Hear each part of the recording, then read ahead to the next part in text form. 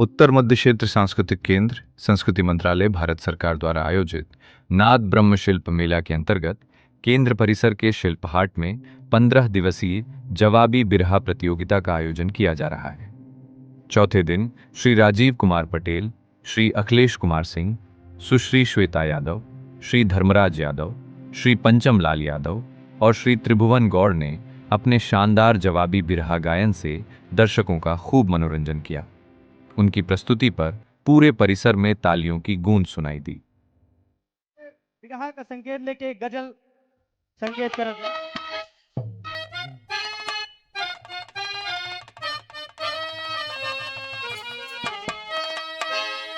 एक बात मोरी सजनी गठियाला चुनरिया में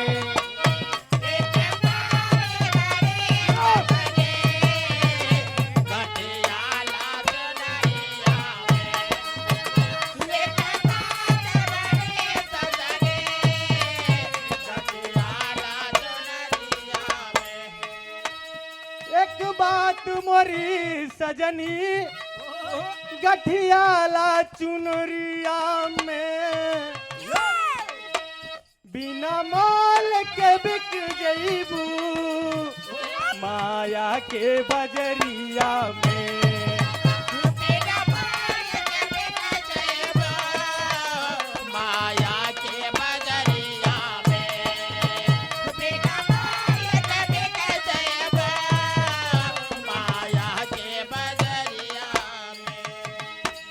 भाव में कहना है माँ छुपा लो निज आंचल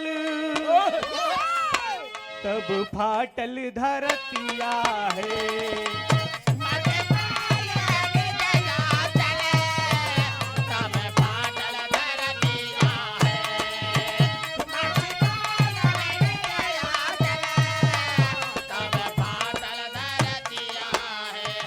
माँ छुपा लो निज आंचल तब फाटल धरतिया है। छाया गम का बादल सुत भूलिन सूरतिया है। छाया गम का बादल सुत भूलिन सूरतिया है। छाया गम का बादल सुत भूलिन सूरतिया है। बाबूजी जरा कहानी पे गौर कीजिएगा। रामायण का एकदम अंतिम समय चल रहा है। भगवान राम राजा बन गए हैं। धोबिया के ताना मारने पर माता सीता को जंगल में भिजवा दिए। समय बीतता गया। जनक नंदनी माँ सीता से 2 बच्चे हुए, लव और कुश। और इधर अयोध्या में अश्वमेध यज्ञ की तैयारी हुई, घोड़ा छोड़ा गया। देश के तमाम राजाओं ने भगवान राम की संधि को स्वीकार किया, उनकी अधीनता को स्वीकार किया। घोड़ा घूमते घूमते वाल्मीकि मुनि की कुटिया पर पहुंच गया। घोड़ा लव कुश ने पकड़ लिया। बड़ी जोरदार जंग हुई बाबूजी। अंत समय आया, भगवान राम को विवश होकर अपना धनुष बाण उठाना पड़ा। इधर एक तरफ लव कुश, एक तरफ भगवान राम, एक दूसरे का परिचय नहीं जानते। बाण पर ताने हुए एक दूसरे को ललकार रहे हैं। जब यह दृश्य वाल्मीकि मुनि ने देखा तो कहा कि अनर्थ हो जाएगा। आके दोनों तरफ से धनुष बाण को पकड़ लिया, परिचय करवाया। भगवान राम सीता सहित लव कुश अयोध्या को चलना चाहते हैं, लेकिन माँ सीता जाना नहीं चाहती। मास्टर साहब बिरहा जगत में ड्योढ़ी का भाव लगा। अरे लौटाइन धरती सीता मैया, हाथ को पकड़ रामचंद्र जी सीता बनी मुदैया। लौटाइन धरती सीता मैया।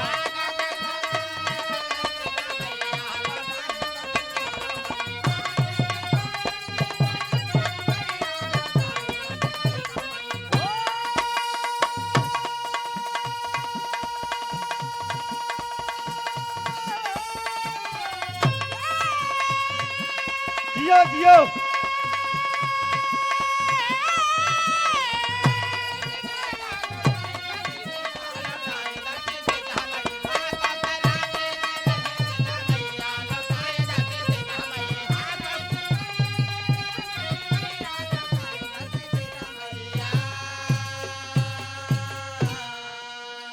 वापस सीता को कर दीना, धरती मैया भैन मगा।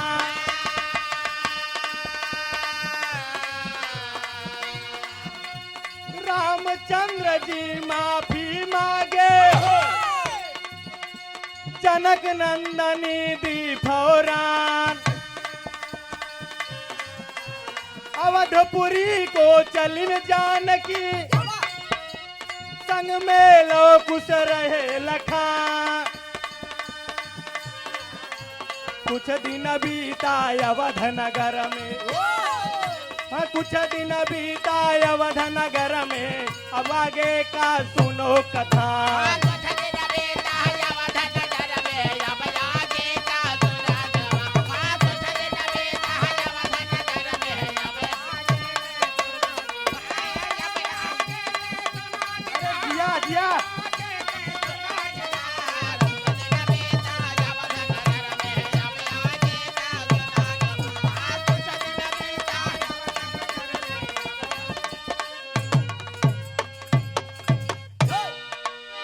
भगवान राम परिवार सहित सीता सहित अयोध्या को चलना चाहते हैं, लेकिन मां जानकी अयोध्या को नहीं जाना चाहती। बहुत परीक्षाएं दे चुकी हैं, अयोध्या को जाने के लिए उनका मन गवाही नहीं दे रहा। बाबूजी नहीं जान पाई है सीता जी मैया,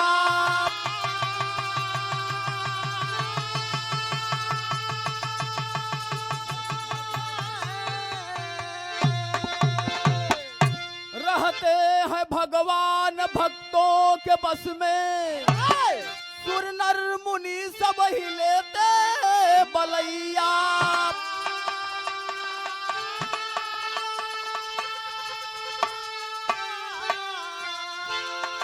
अरे दया राम जगदीश अनजान बातें,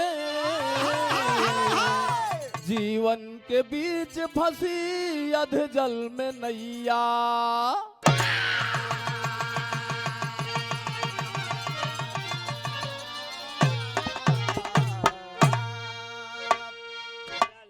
ये बाबू, अरे वाह, विधाता की मर्जी कवन जान पाए, अरे वाह, दिखाए का खेला जगत के रचयिता। नहीं जान पाए सहोदर लखन जी, नहीं जान पाई है सीता जी मैया। रहते हैं भगवान भक्तों के बस में, सुर नर मुनि सब ही लेते बलैया। अरे दया राम जगदीश अनजान बातें, अधजल के बीच फंसी जीवन की नैया। एक लाइन गजल का अंदाज है बाबू।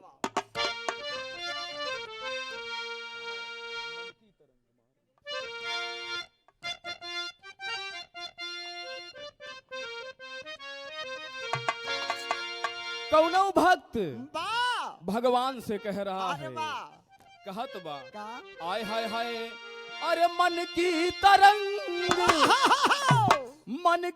तरंग मार लो बस हो गई भजन।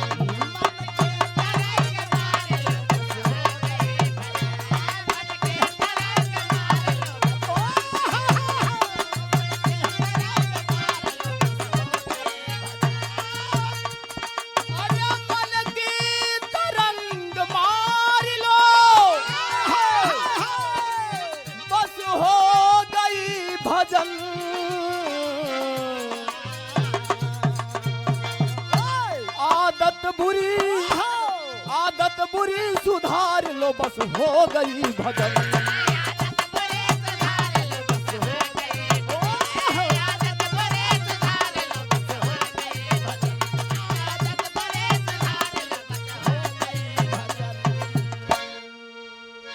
मर्जी विधाता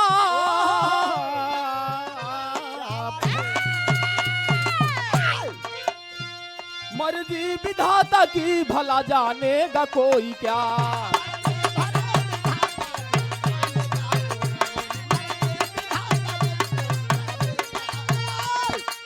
अरे मर्जी विधाता की भला जानेगा कोई क्या।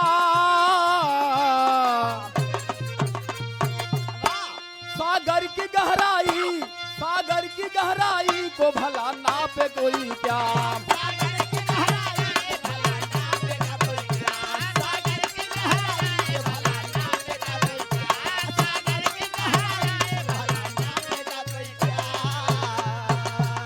ए बाबू, मर्जी विधाता की भला जानेगा कोई क्या।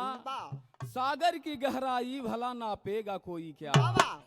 यहीं से कहानी शुरुआत हो जाते हैं बाबू, नजम के अंदाज में कहना बा।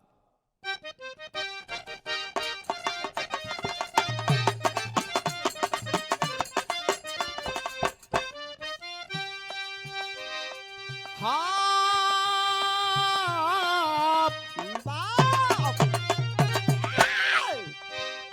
राम लखन साथ सीता जी गुजरिया हो, बैठे हैं तीनों प्राणी सुंदर फूलवरिया हो।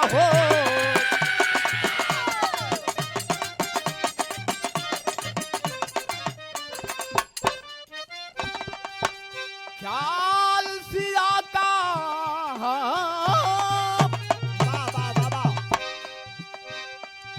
ख्याल सिया का रखना राम जी उस बार कहे, विपिन की ओर प्रभु राम जी सिधार कहे।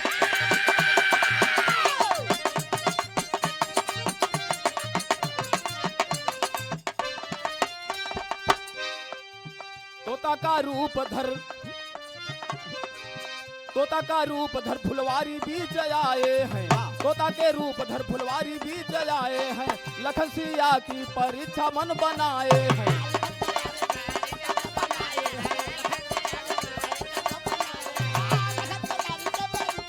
क्या बात है।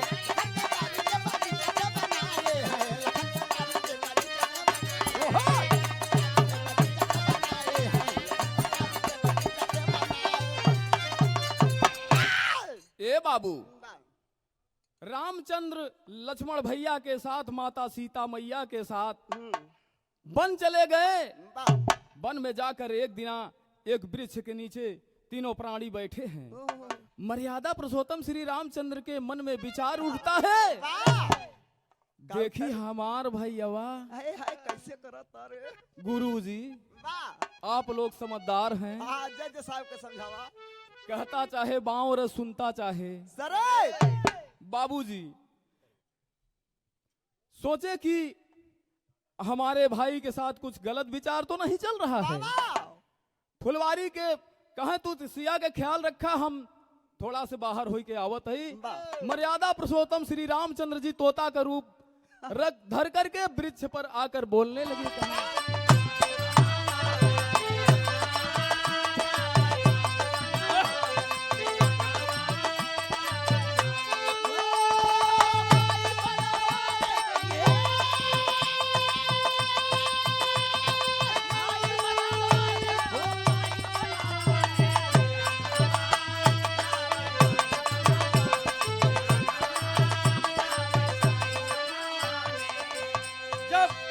प्रभु श्री राम और लक्ष्मण अपनी माता सुमित्रा जी के पास जाते हैं, तो माता सुमित्रा जी का जो आंख थी वो लाल हो गई कि हमारे रहते हुए ये दोनों बालक मुनि विश्वामित्र जी के साथ कैसे जाएंगे। वही आगे कहना बा मास्टर।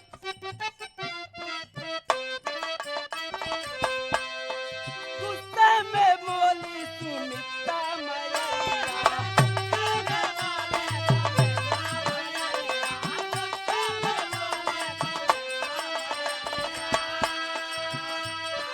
अवध के सूरवीर बने का गुजरिया,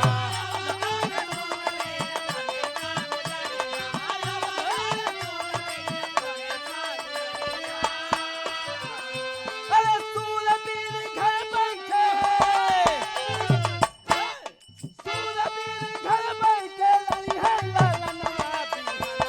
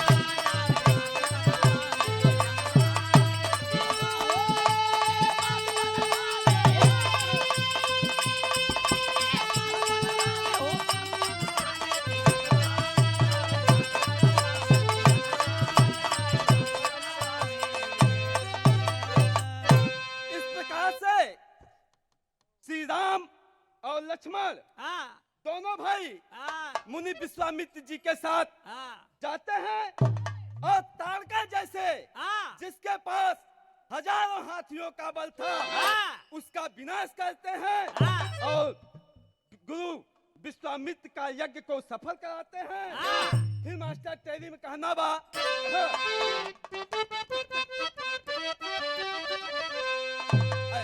रामधार जी यज्ञ कराए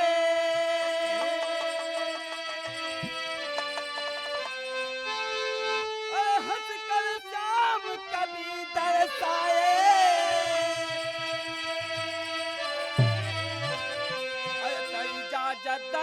जाबई जननी सदा अखिलेश सीखते गुर से अच्छी आदत इजाजत जाबई जननी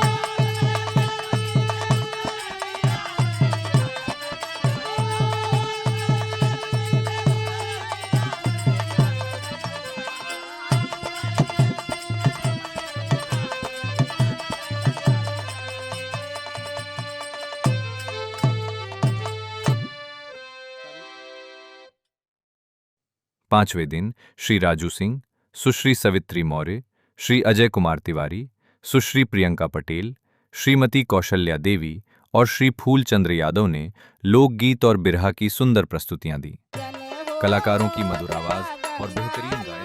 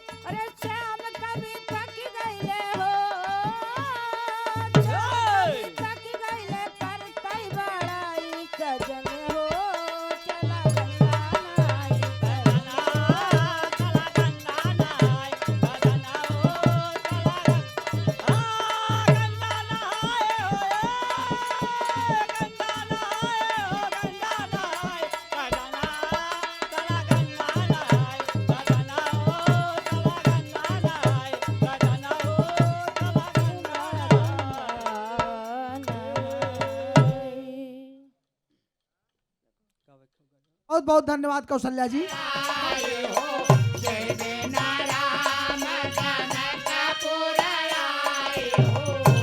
भला सखी मिली देती गारी सिया राम के भजो भला सखी मिली देती गारी सिया राम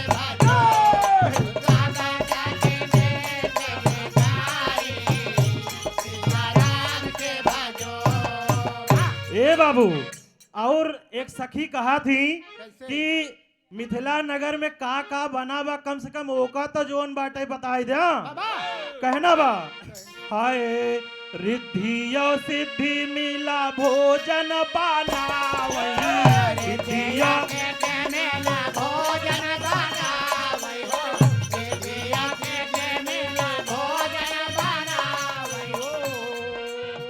रिद्धि और सिद्धि मिल भोजन बनावई हाय सबही बरतियन का प्रेम से खियावई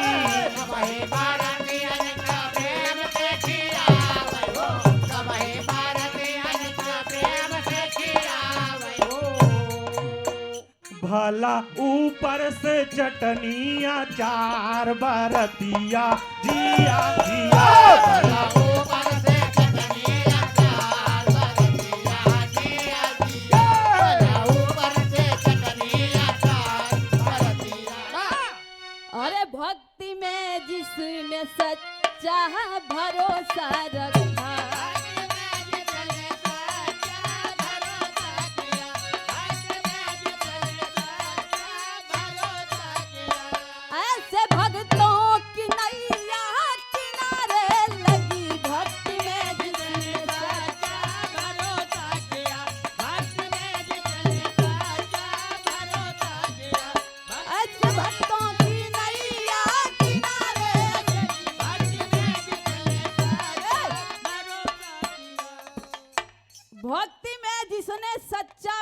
भरोसा किया ऐसे भक्तों की नैया किनारे लगी। मीरा राधा या जामिल सभी तर गए, सबरी वन में प्रभु के सहारे लगी। गौर करेंगे बाबूजी, कहानी आपके यहीं से मिली, यहीं से हमरे कहानी के शुरुआत बा। कहानी एकदम साफ साफ आप लोगन के समझ में आई। नजम के लाइन बा।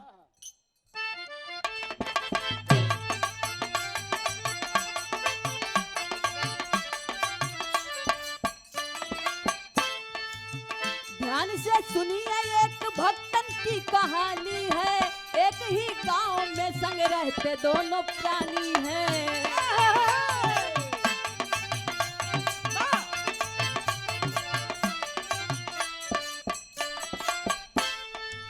भगवान विष्णु मां गंगा की वो पुजारन थी, सही जोड़ा न मिला इसलिए अभागन थी।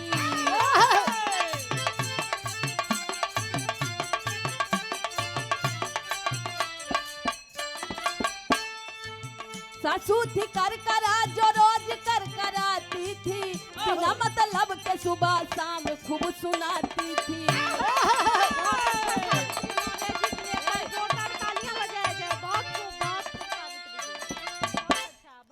गौर करेंगे आए बाबू, एक परिवार में केवल 3 लोग, बुढ़िया माई, बेटवा, पतोहू। लेकिन तीनों जने एकदम अलग अलग बाबूजी। ए हर बुढ़िया माई के अलग ही चलत रहा है, ससु माता के अलग ही चलत रहा है। रोज बिना मतलब के पतोहिया कितना बढ़िया से घर चलावे, लेकिन सवेरे संझा दोपहरे को टाइम छुटा न रहा है। रगी रहा एकदम कर कर कर कर बेचारी पतोह को बाबूजी एको टाइम चले न पावे। लेकिन वही में समय बीतत बा। एक दिन जैसे कि अब आप सब देखत हैं कि माघ मेला आई गवा, तमाम लोग में प्यारी हमारी सुनो, आग लाओ करो न अबारी। कहा आगे लिया, लेकिन हम लोग कई का सके थे। कहा ऐसा बात बा कि फर्ज अपना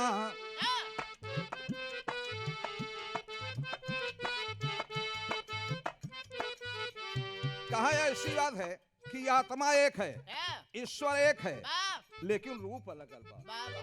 तो ऐसी बात है कि रूप सबका अलग है, आत्मा एक ही।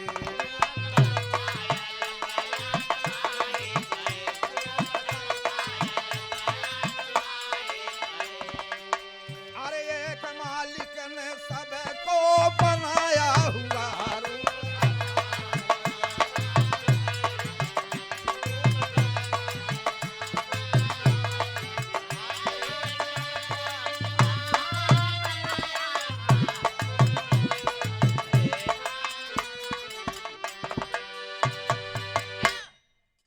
सेवा करे चाहिए।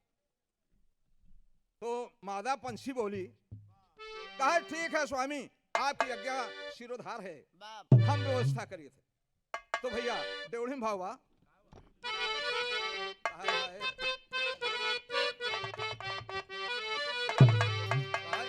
अरे सजनवा से बोली सजनी,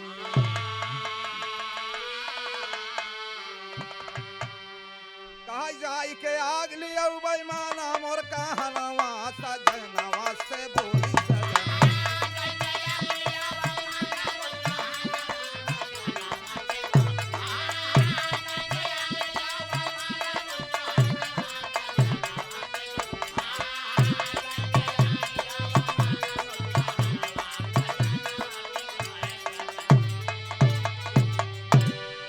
नर पंछी बोला कि ठीक है प्रिय, तुमसे हमें यही उम्मीद थी। कहा हाँ स्वामी, चौक में कहना बा।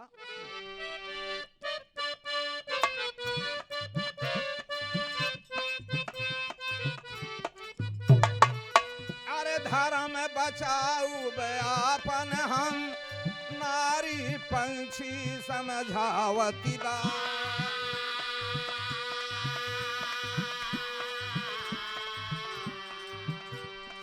अतिथि के सेवा ही तया कर,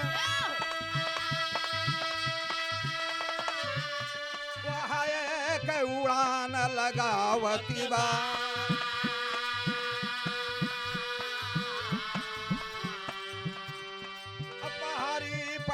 बहावत नदिया डाकी।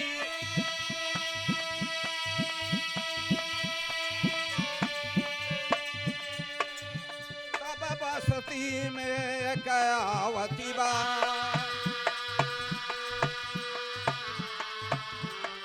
अरे लगी खोजने चारों तरफ पर आगे कहीं न पावती बा।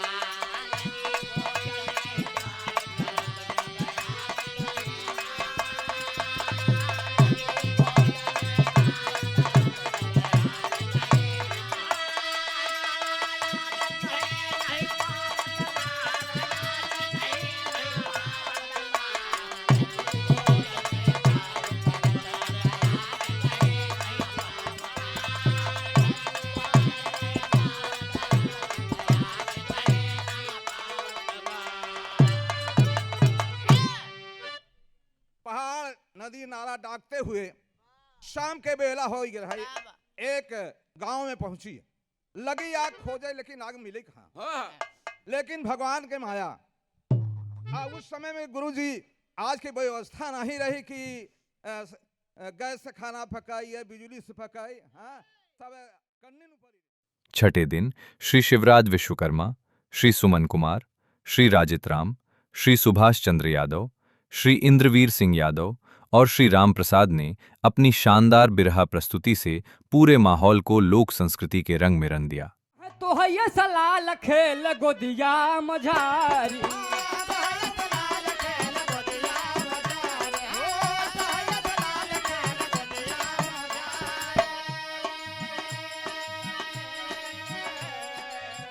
तो है ये सलाल खेल गोदिया मझारी, बिना एक लालन के दुखी है नारी।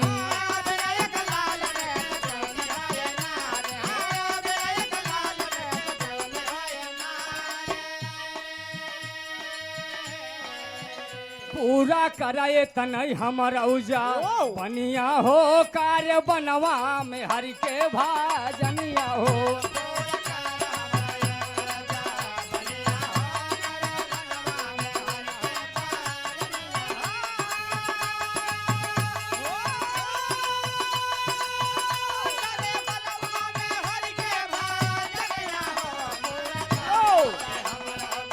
बनिया हो कार्य बनवा में हरि के भाजनिया हो।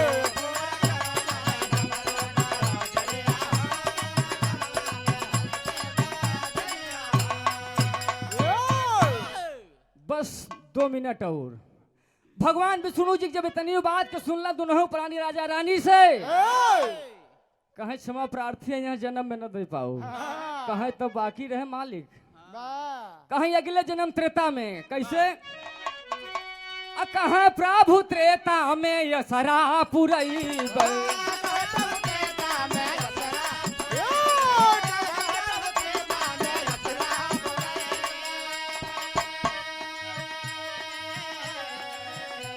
कि राम अवतार तोहर घरवा में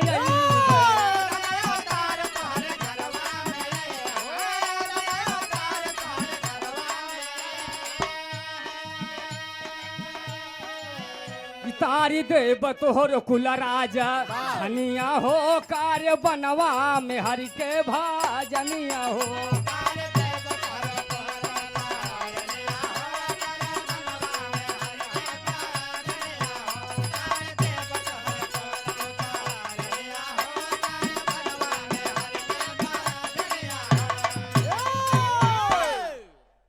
गौर करेंगे बाबूजी, भगवान विष्णु जी दोनों प्राणी राजा रानी से शब्द लगा दिए, वचन दे दिए। कहे त्रेता में आप एक लड़का के परेशान है, 4 लड़का हुई हैं, वचन दे थे। आज वही दिन आया क्या कि त्रेता में मनु है दशरथ कहाई,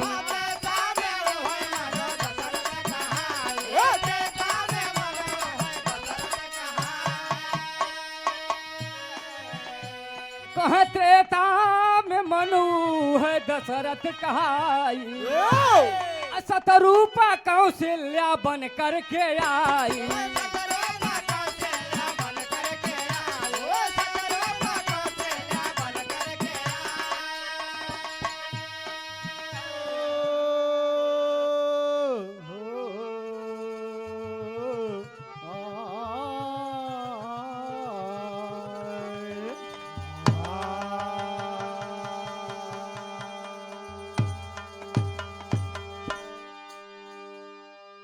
एक बिरहा प्रस्तुत है। अर्जुन का घमंड महाभारत से आप लोग सुने जा रहे हैं।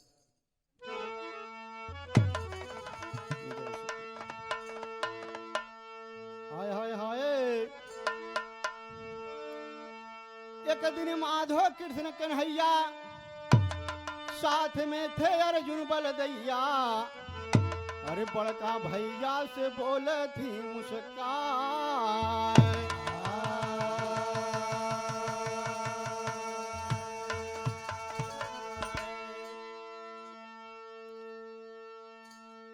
और आज कन्हैया अर्जुन से कहें कि आओ आज चलते हैं शिकार करें। कहें जैसे आपकी मर्जी भैया। और बाबूजी रथ पे बैठ गए और घोड़े के लगाम पकड़ लिए। और बाबूजी कभी को टेरी का भाव देना पड़ा।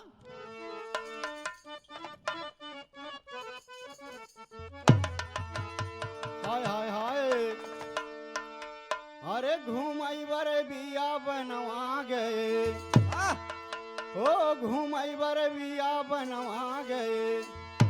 पारस बनवारी रथियई पैदू नव जनवा। घूमई बर बिया बनवा गए।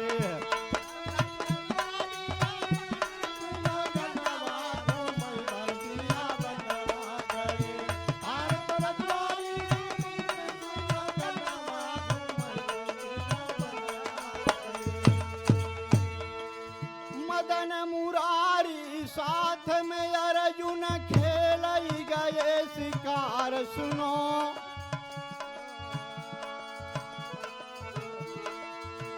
थोर का दिन जब रही गए बबुआ। अर्जुन बोले लगे उड़ार। सुनो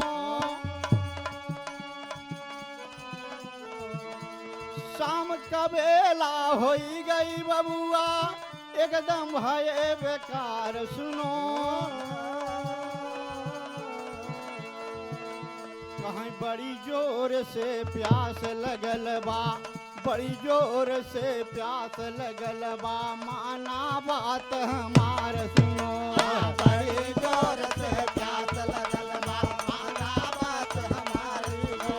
बड़ी जोर से प्यास लगल बा। माना बात हमारी।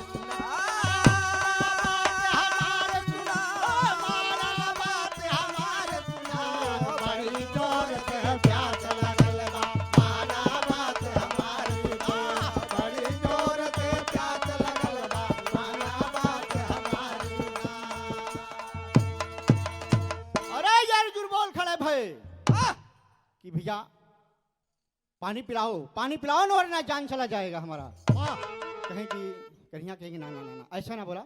ऐसा ना बोला। इस जंगल बियाबान में यहाँ पानी कहाँ मिलेगा। और बहूजी घोड़ों पे सवार हैं और बैठे हैं बहूजी। कहें ऐसा करे आगे की ओर चलते हैं और देखते हैं बहूजी कहीं पानी अगर मिल जाए तो तुझे पियाऊं। और बहूजी घोड़ों पे बैठे हैं चले जा रहे हैं। हमारे जैसे वाहन काला जग में नाही है श्रीमान। हमारे जैसे वाहन के जग नाही है। हमारे जैसे वाहन के जोड़ नाही जग। चक्र जी मन में करें विचार। अब पहुँचे स्वामी जी के द्वार। अरे राम गुमनवा में तीनों जनवा। अरे तो हमारे जैसे कादा ना कौनवा हनवा। गुमनवा में तीनों जनवा। हमारे जैसे नहीं बात हनवा गुमनवा। हमारे नहीं जैसे बात कोई हनवा गुमनवा में तीनों जनवा। ए बाबू सत्यभामा जी का भगवान कन्हैया बैठे सरोज सिंगार सजा करके सत्यभामा जी बैठी है और कहे मनसूदन हमारे जैसे त्रेतामोद जो सीता की बड़ाई करते हो मेरे सामने फीकी दिखाई देती है। भगवान कन्हैया खिस से हंस दिए। इतने में गरुड़ महाराज का आगमन हो गया। कहे दोहाई सरकार कहे आइए आइए आइए आइए। कहे एक बात ही बतावा का जब आपको कहीं आने जाने का वक्त होता है तो बिना मेरे वाहन के आपका कोई काम चलने वाला नहीं है। का बड़ी अच्छी बात, मैं आपकी बात का समर्थन देता हूँ।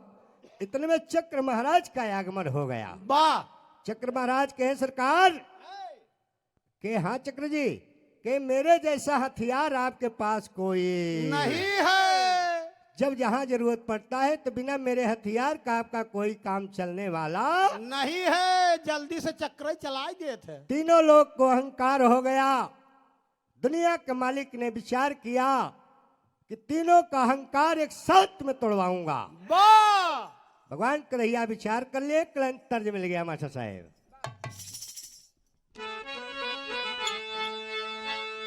हाय हाय हाय हाय, अरे बसवरिया के पिछवा चाँद जब निकरे,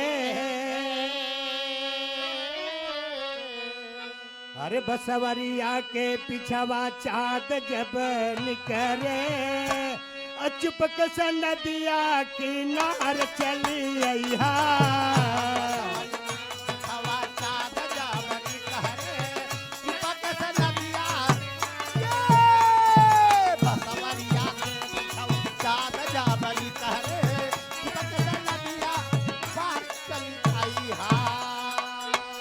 ये तो टोन का नमूना रहे, लेकिन इसी भाव में कवि को लिखना पड़ा साथियों। अरे सोरहो सिंगरवा सजा के गुजरिया, अरे सोरहो सिंगरवा सजा के गुजरिया, अपन सवरिया के पास में हा बैठी। अपन सजनवा के पास गइल बैठे, सोरहो सिंगरवा सजा के गुजरिया, अपन सजनवा के पार गइल बैठे। कहा मुझसे अच्छा त्रेता में कोई नारी सुंदर नहीं है प्रभु, इसलिए आज मुझसे आप बिहार कीजिए, प्यार कीजिए। भगवान कन्हैया हंस रहे, कहा बड़ी अच्छी बात है, आज ऐसा अवसर अब आने वाला नहीं है। कहा चक्र महाराज आपको दरवाजे पर आपका पहरा है, बिना मेरे एंट्री का कोई अंदर आने ना पाए। और गणु महाराज को आदेश दे दिए भगवान कन्हैया, कहा आप जा करके किदली वन में एक बंदर है और उससे जा करके मेरा संदेश। गोस्वामी जी ने बड़ा बढ़िया प्रसंग दिया दोस्तों। वाह, कहना है चौक का भाव दिया कवि ने हमारे स्वर्गीय हैदर अली जी की। अरे वाह, से मिला।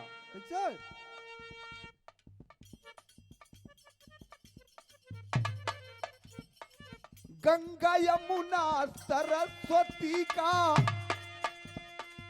हमारे मधु सर जी गीत के हमारे थोड़ा सा ध्यान दें। गंगा यमुना सरस्वती का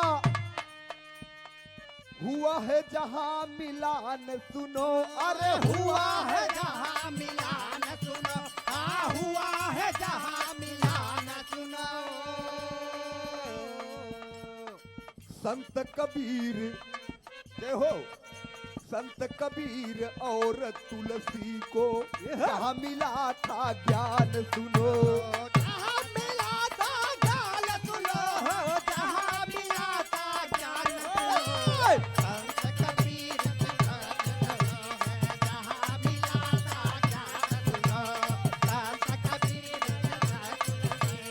जहां मिला था ज्ञान सुनो। कुंभद ऋषि आश्रम है अनुपम, बगल में मेले में कुंभद ऋषि आश्रम है बाबूजी। कुंभद ऋषि आश्रम है अनुपम, भरत कूपय स्थान सुनो, भरत कूपय स्थान सुनो, भरत कूपय स्थान सुनो। किला के अंदर अच्छे बट है जय हो,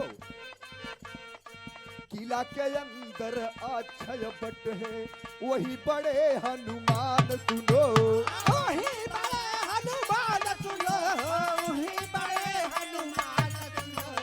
किला के अंदर अक्षय बट है, वही बड़े हनुमान सुनो, किला के अंदर अक्षय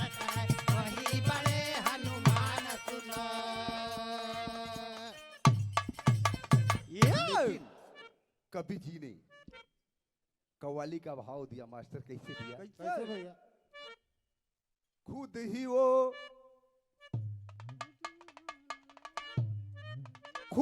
वो परेशान है, हर खुद ही वो परेशान है, खुद को आजमाने में खुद ही वो क्या बात है?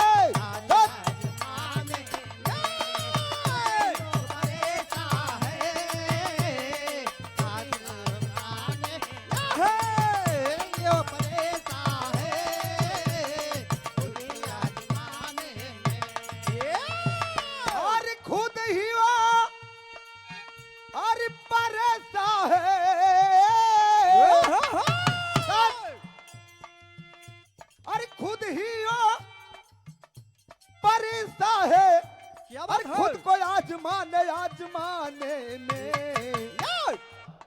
अरे बस्तियां, क्या बात है?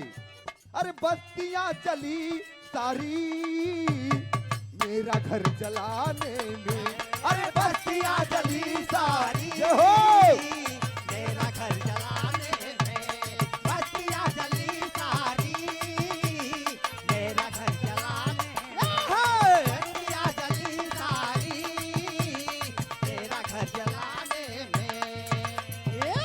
लेकिन ये तो कवि जी का तर्ज था, लेकिन भाव में आइए। यूपी प्रयागराज में, जिला उत्तर प्रदेश प्रयागराज की धरती, हर यूपी प्रयागराज में एक बनी निशानी है, यूपी प्रयागराज में एक बनी निशानी है, यूपी प्रयागराज में एक बनी, यूपी प्रयागराज में एक बनी निशानी है, हर यूपी हर प्रयागराज में एक बनी निशानी, अरे निशानी है हो। अरे गंगा यमुना, क्या बात है? अरे गंगा यमुना सरस्वती की एक बनी कहानी है, गंगा यमुना सरस्वती की एक बनी कहानी है, गंगा यमुना सरस्वती की एक बनी कहानी है, गंगा यमुना सरस्वती की एक बनी कहानी है। शामली की धरती से, चायल मोहम्मदपुर से, रामहित अखाड़े से कविवर श्री छेदीलाल जी का शिष्य हूँ। अच्छा अच्छा, ये बताइए आपका विवाह हो गया है? जी हाँ। अच्छा, बच्चे भी होंगे आप? जी हाँ। तो जब बच्चे पैदा हुए थे तो कुछ गाया गया था आपके गांव में, घर में? हाँ सर। वो क्या था? सोहर। हाँ, तो बस सोहर से शुरू करिए आप, है ना? खाली मुखड़ा और अंतरा एक, समझे? मुखड़ा गाना है और उसका एक अंतरा गाना है। शुरू करिए, आपका समय शुरू होता है अब।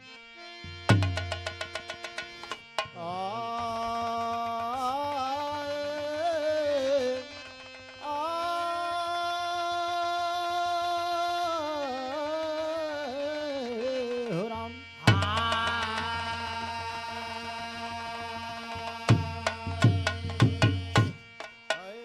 अरे रनिया कौन कौन फल खायू, ललन बड़े सुंदर होरिल बड़े सुंदर हो।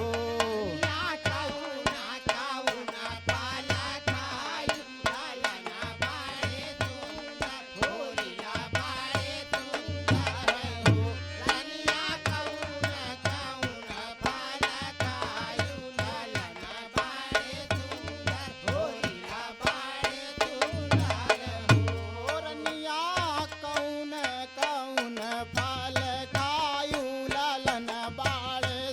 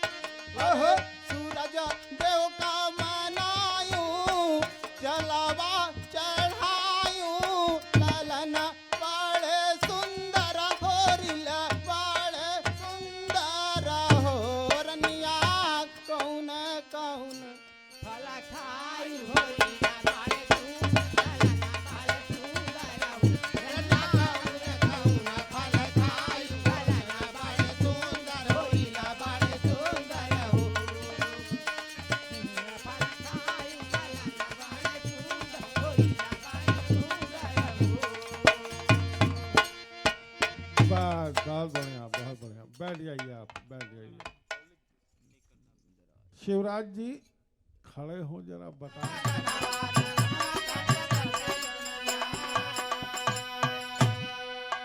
जेकरे लड़का नहीं तरसे दुनो जुनिया, ललनवा खातिर तरसे दुनिया।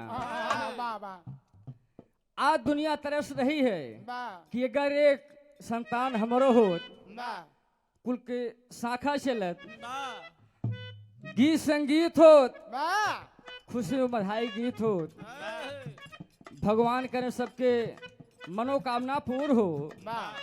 लेकिन एक तर्ज लगत हो मास्टर,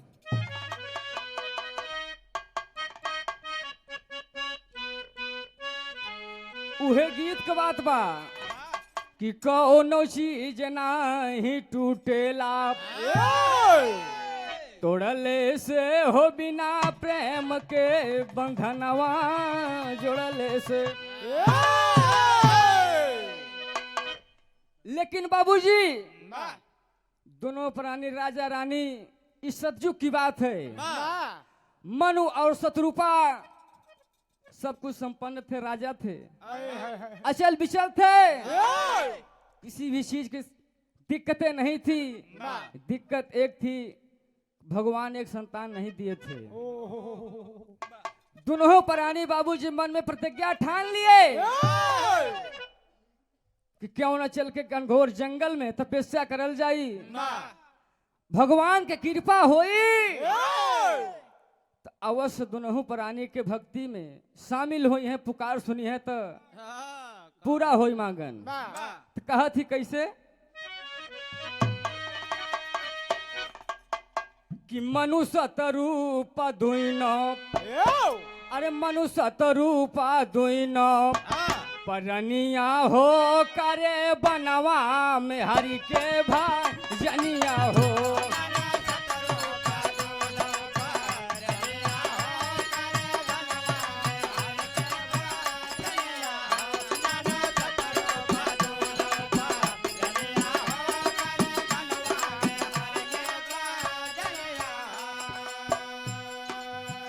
घनघोर जंगल में जाकर समाधि लगा लिए, भक्ति करने लगे कि भगवान के दर्शन होई तो मांगा जाई कि हे प्रभु सब कुछ संपन्न की है तो एक संतानो दे दा। कहना बा फिर काफी साल बीत करत हरि सुमिरनवा,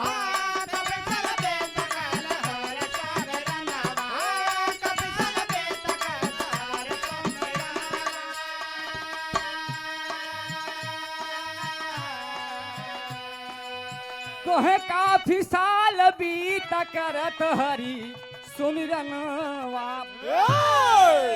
तबहु न प्रभु जी दिए दर्शनवा।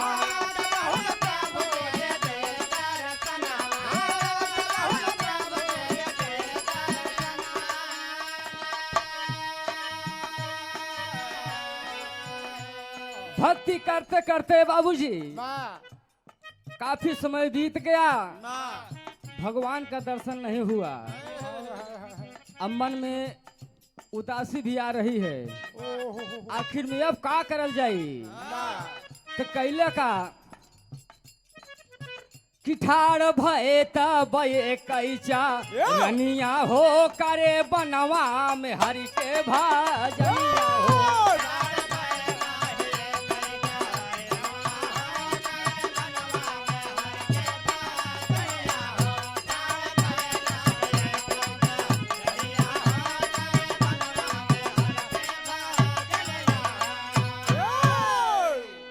गौर करेंगे बाबूजी, एक पैर पर खड़ा होकर के भक्ति करने लगे।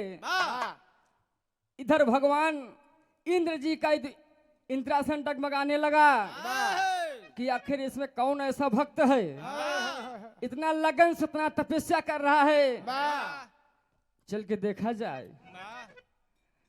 विचार किए कहा ऐसा ठीक नहीं बा, जग के पालनहार भगवान विष्णु जी कहते हैं। उनकी प्रस्तुति पर दर्शक झूम उठे और कलाकारों का तालियों से उत्साहवर्धन किया।